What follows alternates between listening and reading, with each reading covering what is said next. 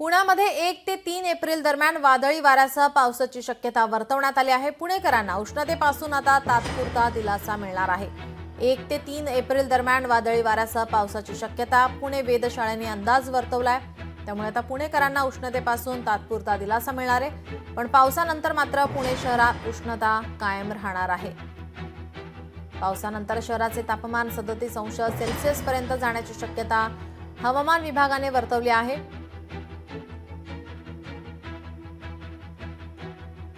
दोन ते 3 दिवसाचा जर विचार केला तर महाराष्ट्रातील बहुतांश ठिकाणी पाऊस पडण्याची शक्यता आहे।